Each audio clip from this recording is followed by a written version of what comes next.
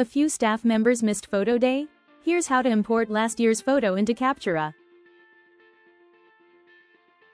First, go to last year's yearbook project and look up the staff member whose photo you want to bring into this year's project. Click the magnifying glass next to their portrait, then select the download option located next to their name.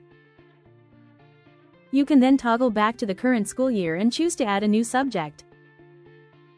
Include the staff member's or student's name here, and be sure to identify their role, either as staff or their grade level.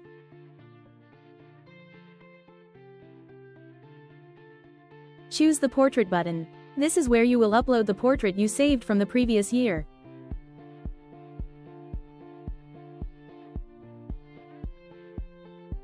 After saving, you may need to readjust the portrait to ensure it displays correctly. Once you've finished adjusting it, you can save the portrait and double-check that it has been added to the yearbook project.